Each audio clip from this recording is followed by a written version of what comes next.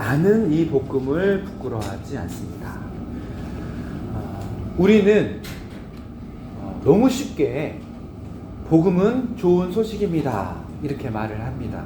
그런데 마음속 깊은 곳에서는 솔직히 이런 질문이 고개를 들고 있을 때가 많습니다.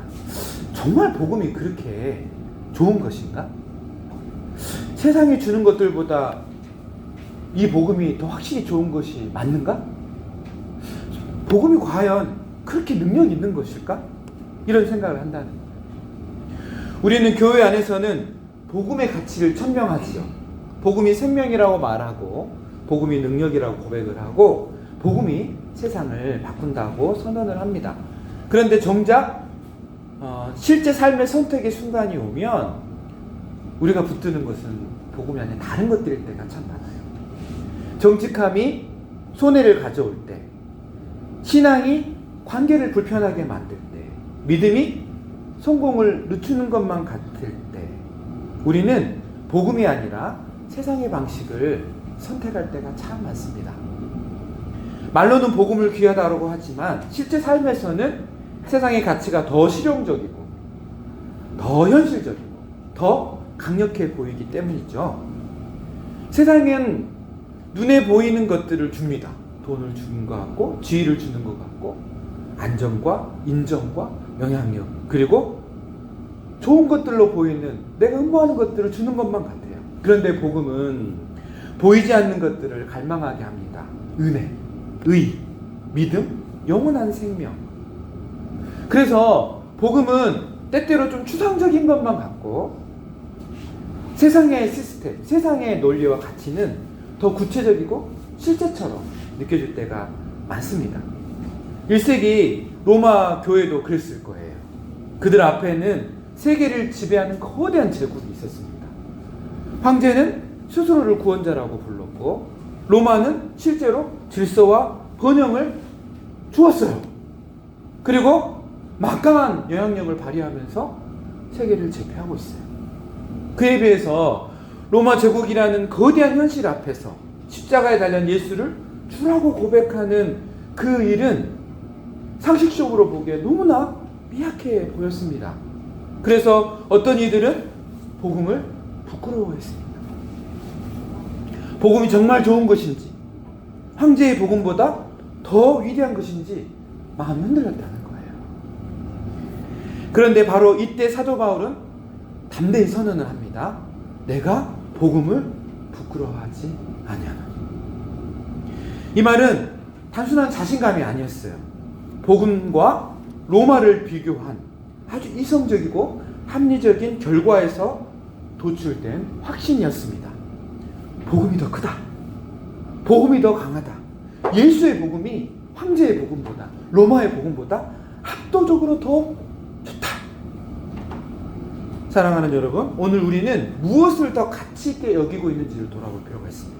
입술로는 복음을 말하지만 실제 선택에서는 세상을 선택하는 우리의 모습을 돌아봐야 돼요. 복음을 자랑하며 복음의 능력을 누리고 있는 것이 아니라 가지지 못한 세상의 좋은 것들을 여전히 부러워하면서 뒤돌아보고 또 세상의 것들을 만삭거리고 있는 우리의 모습을 직면해야 된다는 거예요. 마치 이솝우화에 나오는 여우가 포도를 너무 따먹고 싶었는데 키가 닿지 않아서 못 먹게 되니까 한마디 하고 돌아섰죠. 저 포도는 실 거야 이러면서 복음이 최고의 소식이야 이렇게 말은 하지만 속으로는 내가 가지지 못한 세상의 것들에 대한 흠모, 그 열망을 여전히 포기하지 못하면서 그래도 예수님 있으니까 낫겠지 이러면서 복음을 믿고 있으니까 나는 그대로 잘하고 있겠지 이렇게 자기 합리화를 하고 그리고 마음속에 여전히 세상을 품고 있는 이중적인 우리의 모습을 돌아볼 필요가 있다는 거예요. 오늘 이 말씀을 통해 복음이 왜 세상의 어떤 가치보다 더 위대한지, 왜 바울이 부끄러워하지 않았는지, 왜 우리도 다시 복음을 자랑해야 되는지에 대해서 확인하고 싶습니다. 다 함께 본문을 좀 합독해 보도록 하겠습니다. 로마서 1장 16절 17절입니다. 읽습니다. 시작. 내가 복음을 부끄러워하지 아니하노니 이 복음은 모든 믿는 자에게 구원을 주시는 하나님의 능력이 됨이라. 먼저는 유대인에게요 그리고 헬라인에게로다. 복음에는 하나님의 의가 나타나서 믿음으로 믿음에 이르게 하나니 기록된 바 오직 의인은 믿음으로 말미암아 살리라 함과 같으니라. 이 본문이 너무나 중요한 본문입니다. 이 두 구절에는 로마서의 전체 주제가 제시되어 있습니다. 복음, 믿음, 구원, 하나님의 의. 이건 사실 이런 용어들은 우리 기독교에서 가장 중요한 핵심 용어들이라고 할 수 있죠. 근데 이 모든 구절이 이 단 두 구절이 다 드러나 있어요. 무엇입니까? 기독교의 복음의 핵심을 선명하게 담고 있는 구절이 바로 이 구절들이라고 할 수 있다는 거예요. 그래서 이 구절을 잘 이해하고 이 진리를 잘 받아들이고 누리는 것은 신앙의 가장 본질에 가까운 그 핵심을 알고 누리는 것과 같다는 겁니다.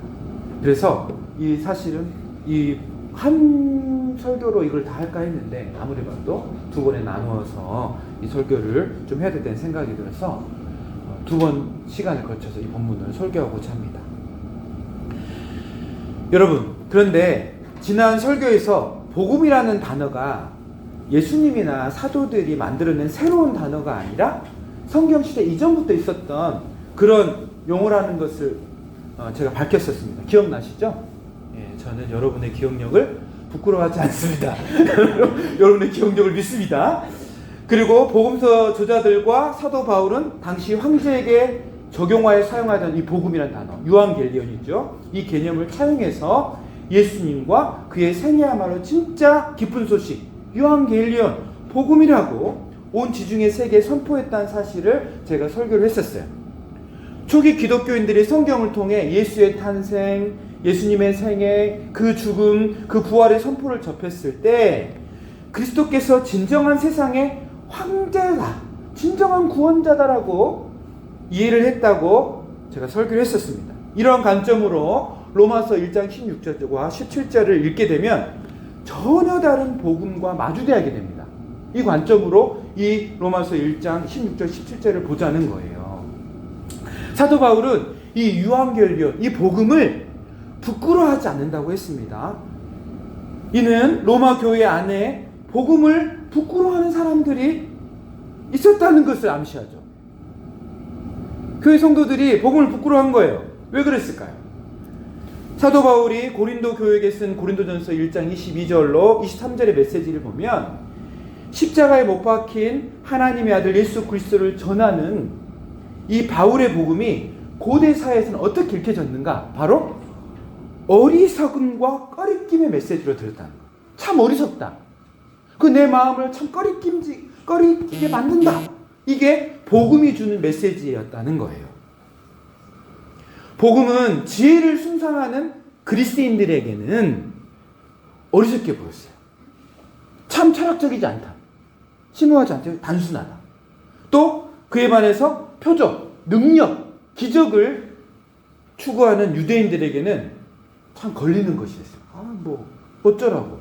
이게 뭐 얼마나 큰 능력이 있다고. 이렇게 들렸다는 거예요. 같은 로마 제국 안에 있던 고린도 사람들이 복음을 이렇게 어리석고 또 꺼림직하게 여겼다면 로마 시에 있는 이 수많은 사람들은 더더욱 복음을 그렇게 여겼겠죠. 실제 로마인들은 그리스도인들을 어떻게 표현했냐면 신기하고 유해한 미신에 열중한 무리들. 신기해, 자기 보기에. 근데 참 유해를 끼치며 미신을 믿고 있는 그런 열성적인 그런 무리로 예의를 했다는 거예요. 이러한 역사적 상황 가운데서 로마 교회 안에 있던 성도들이 복음을 부끄러워했다는 것은 너무나 다분했어요. 당연했겠죠. 로마는 거대한 나라로서 강력한 황제가 세계를 호령하는 제국이었습니다. 그러나 그에 반해 로마 교회는 상대적으로 특히 작은 무리들이 모여있는 유약한 소수에 불과했다는 거죠. 소수에 불과한 로마 교회의 성도들은 세상의 비주류, 힘없는 존재처럼 그렇게 스스로를 느꼈을 것이 자명하다. 비주류다. 그리고 힘이 없다. 그런데 사도 바울은 예수의 복음, 이 유한겔리온을 전혀 부끄러워하지 않는다고 대담하게 선포합니다. 나는 복음을 부끄러워하지 않는다. 내가 복음을 부끄러워하지 않으면 이렇게 말했다는 거예요. 변방의 식민 출신의 일개 유대인 사도 바울이 당시 세계의 중심이라 여겼던 로마 제국의 심장부인 수도 로마시에 이 로마시에 있는 교회를 향하여 편지를 쓰면서 어떻게 제국의 이 유형에 압도당하지 않고 오히려 예수를 자랑할 수 있었을까? 도대체 사도 바울이 만난 그 복음, 그 하나님은 어떤 하나님이었길래 그토록 자부심을 갖고 나는 이 복음을 자랑스러워한다. 이렇게 말했냐는 거예요. 이것은 사도 바울이 로마 제국 시대의 황제 어용 용어였던 이 유한겔리온, 이 복음을 하나님께 차용하여 사용했던 것을 의도적으로 그 의도를 생각해 볼 때 우리는 충분히 왜 사도 바울이 복음을 자랑스러워했는지 유추할 수 있다는 거예요. 황제의 로마 제국과 하나님의 천국을 대조하여 생각해 보면 그 의미가 선명하게 나뉜다는 거예요. PPT 한번 넘겨주세요. 다음. 황제의 로마 제국. 황제가 말하는 로마 제국이 있어요. 그리고 하나님이 선포하는 천국이 있어요. 이걸 로마서는 완벽하게 대조하고 있어요. 황제가 말하는 제국이 있고요. 예수님께서 이 땅에 도래하였고 완성해 가고 있는 하나님의 나라가 어떻게 대조되고 있는지를 로마서는 정확하게 보여줍니다.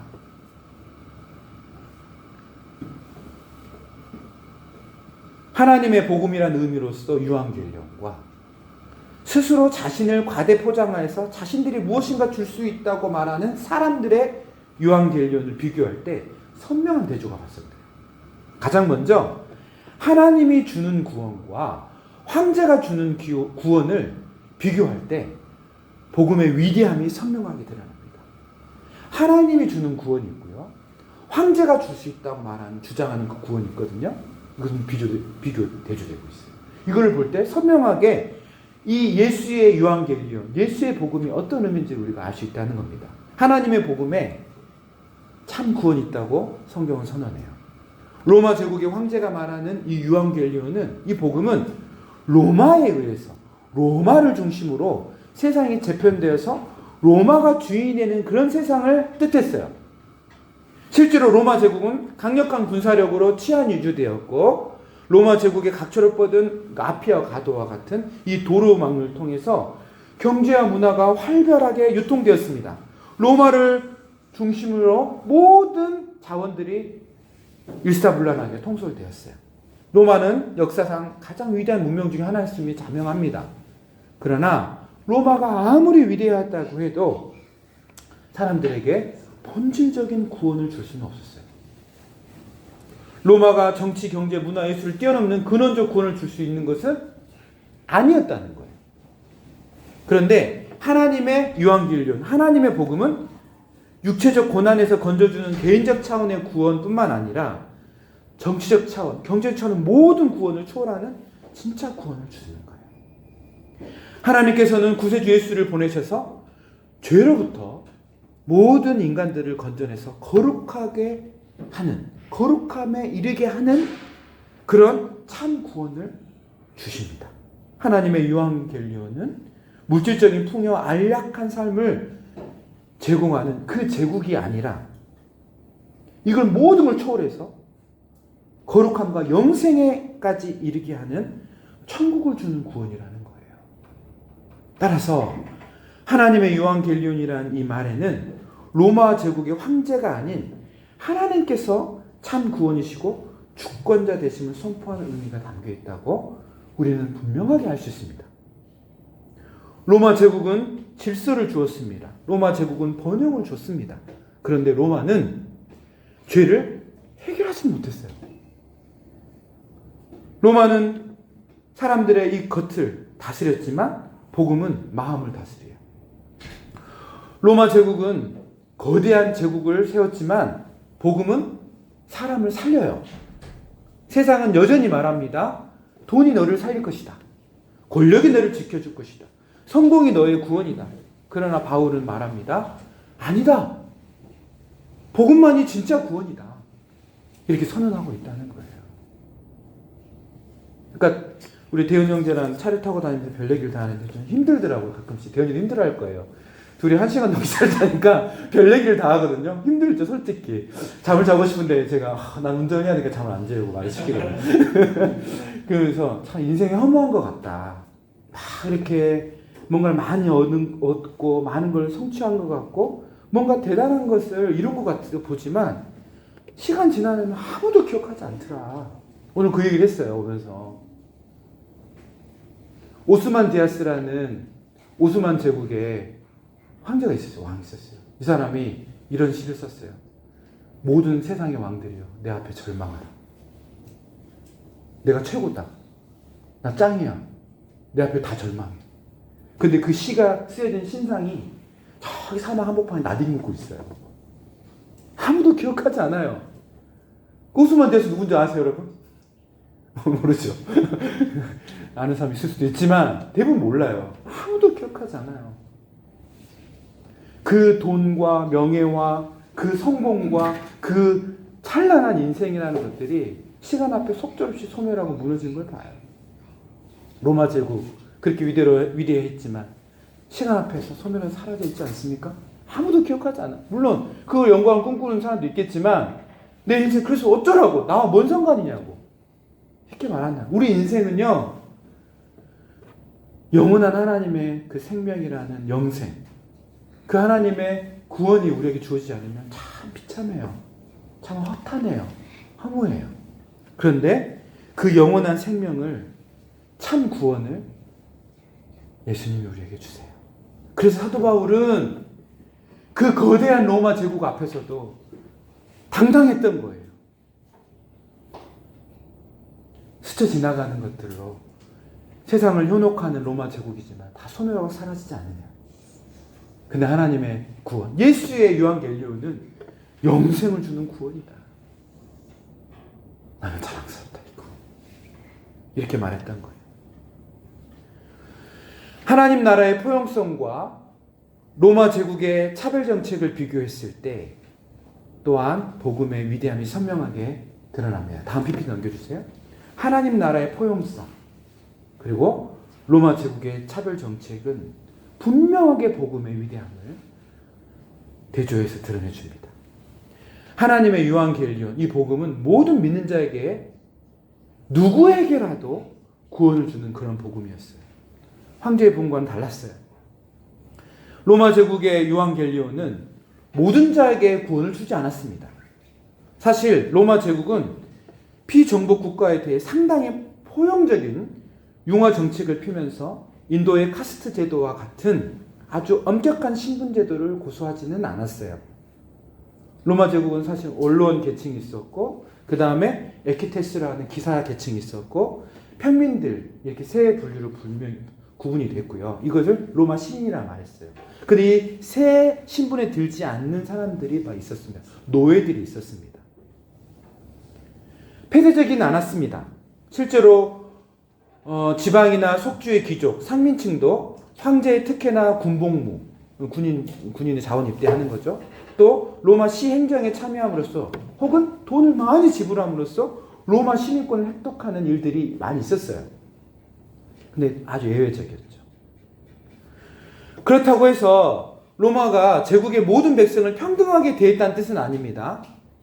오히려 지역과 나라에 따라서 차등과 차별을 두고 불평등하게 통치를 했습니다. 당시 로마 제국의 백성 수는 약 1억 2천 명이었거든요. 1억 2천만 명. 1억 2천만 명. 그런데 그 중에서 로마 시민권을 가진 사람은 고작 몇 명이었냐? 2천만 명이었습니다. 2천만 명. 그 6분의 1이 로마 시민권, 아까 원로원, 기사층이랑 에퀴테스, 그 다음 평민계층, 이 세 계층이 고작 2천만 명밖에 되지 않고 나머지 1억 명은 다 뭐예요? 뭐예요? 노예란 얘기예요. 노예. 나머지 사람은 속국의 백성 신분이거나 노예였습니다. 로마는 단순히 노예들이 존재하는 사회가 아니라 엘리트의 직접적인 수입의 대부분들이 노예들에 의해서 주어지는 거였어요. 그래서 로마 경제를 가리켜서 슬레이브 소사이어티, 노예제 사회다 이렇게 평가를 해요. 이탈리아 전역에, 로마 전역에 있는 이 부채 때문에 자유롭지 못한 소정민들, 그리고 노예들, 제국의 대부분은 이 소작 농민과 노예들의 강제 노동에 의해서 유지되는 그런 제국이었습니다. 예수님이 태어났던 시대의 황제인 아우구스투스라 그러죠. 아우구스도 성경에 이렇게 되어 있습니다. 이 황제가 이렇게 말했어요. 이탈리아 로마시 전체 인구가 375만 명 정도였고 그 중에 노예가 300만 명이었다. 이렇게 기록을 했거든요, 이 사람이. 그러니까 뭐예요? 노예 인구가 자유인보다 4배나 더 많은 거예요. 그러니까 도시, 지금의 이탈리아시죠. 이탈리아 그 로마시에 375만 명이 있었는데 노예가 무려 300만 명이래요. 그럼 나머지 그러면 75만 명을 위해서 노예가 뺑이 치면서 노역을 하면서 섬기고 있는 구조였던 거예요. 그런데 예수 천국이 주는 복음, 예수의 유한결론은 달랐습니다. 오직 예수님을 믿고 그분을 황제로 받아들이기만 하면 영원한 하나님 나라의 천국 시민의 그 권한을 부여받게 된 거예요. 거기는 유대인이나 헬라인이나 차별 없이 주어졌어요.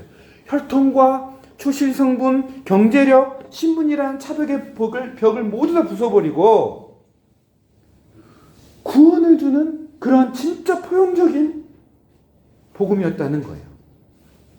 하나님의 천국 복음이 주는 이 복지는 차등과 차별, 배제가 없는 그런 공평한 복지였습니다.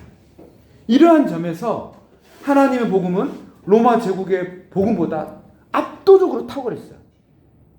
그리고 바로 이 사실 때문에 사도 바울은 로마를 향하여 담대히 천국 복음을 자랑했던 거예요. 사실 인간의 본성 안에는 자신의 이 특별함과 우월함을 증명해 줄 소속 집단을 꿈꿉니다. 그러니까 내가 어느 좋은 대학을 간다는 거예요.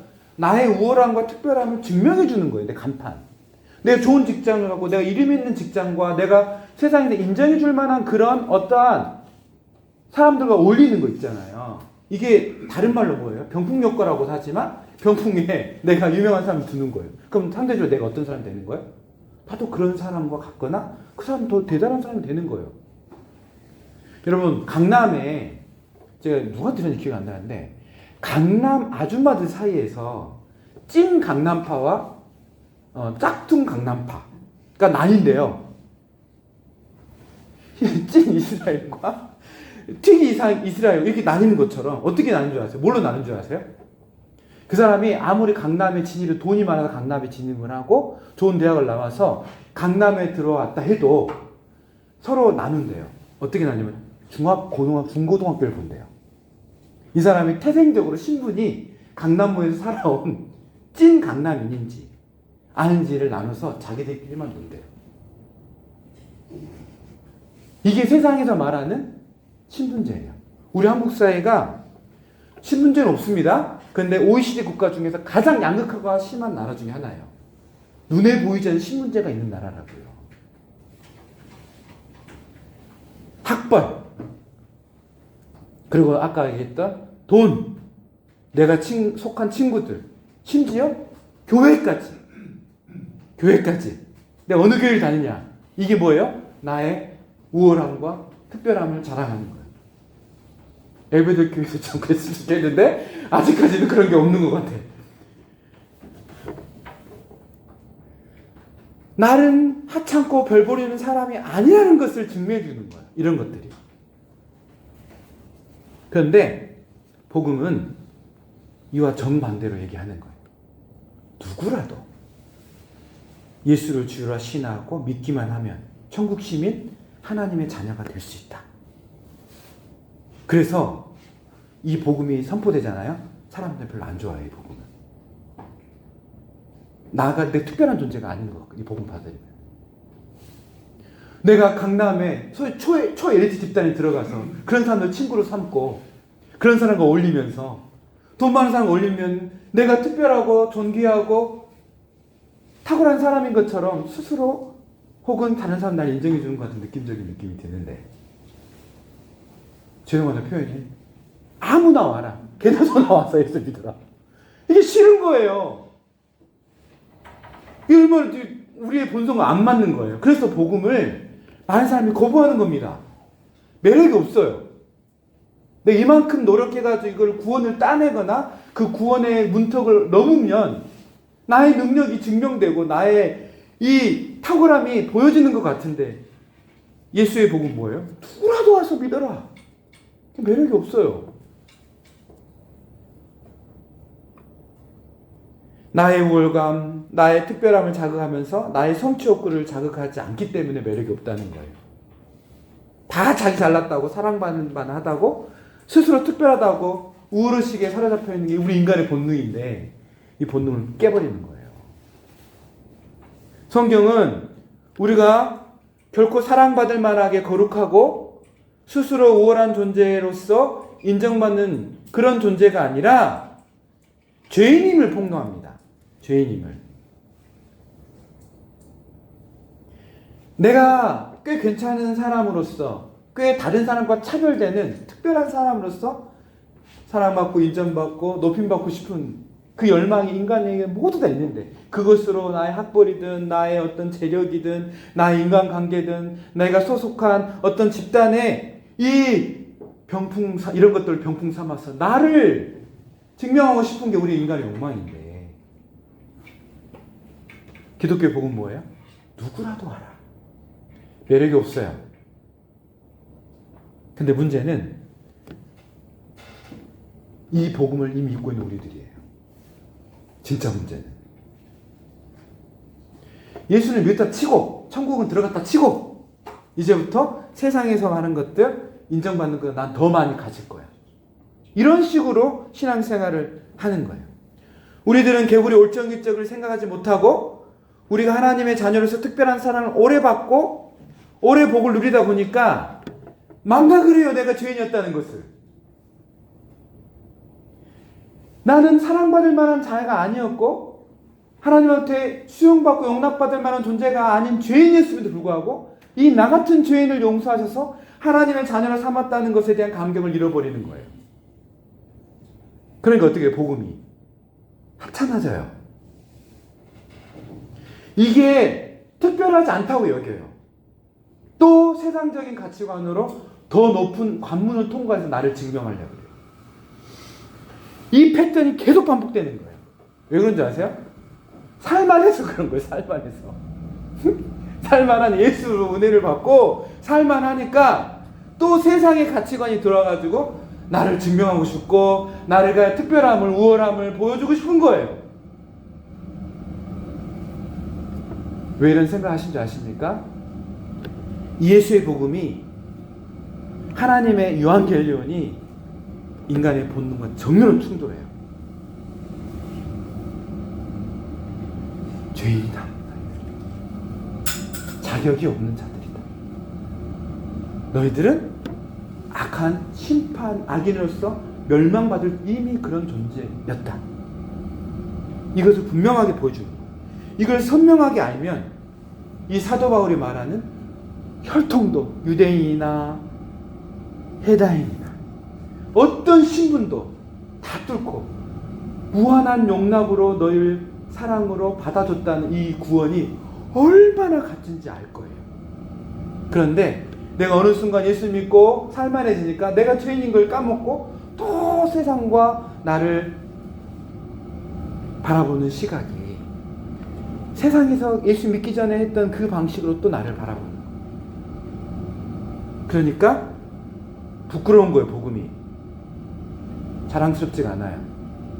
잘 생각해 보세요, 여러분.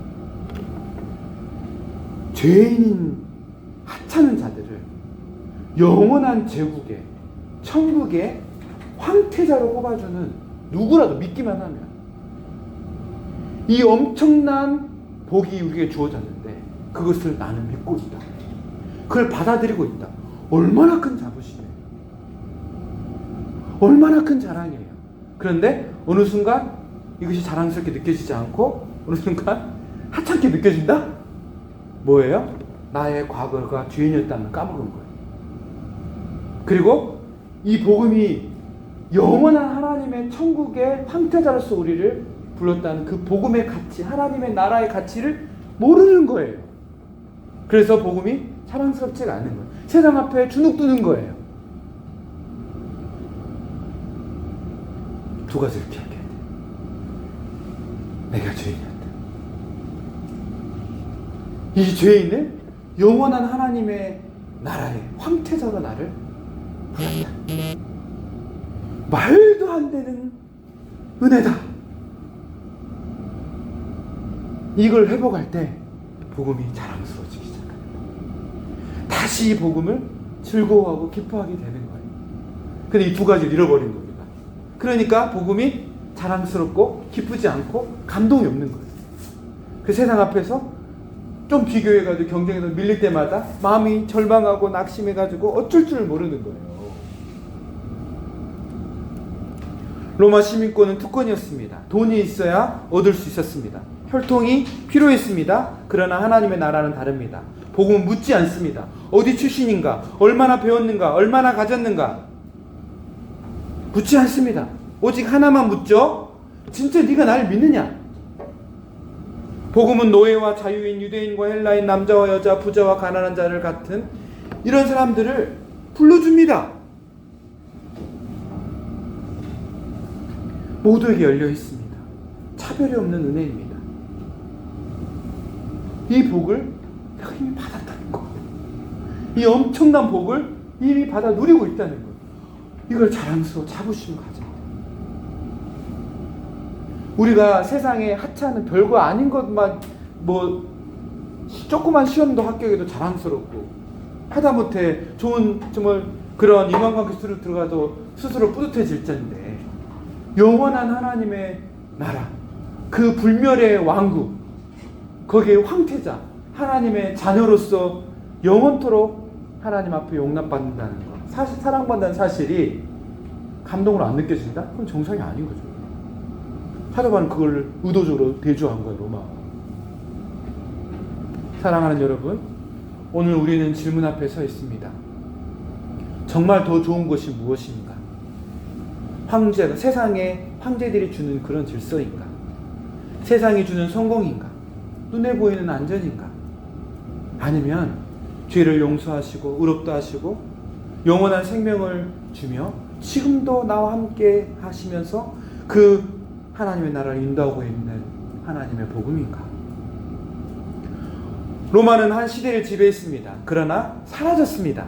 황제들은 신처럼 군림했지만 지금은 역사책 속에 하나의 알려지지 않는 이름일 뿐이에요. 그러나 십자가에 달리신 예수 그리스도의 복음은 2000년이 지난 지금도 오늘도 살아 있습니다. 사람을 살리고 마음을 변화시키고 죄인을 의인으로 세우고 있습니다.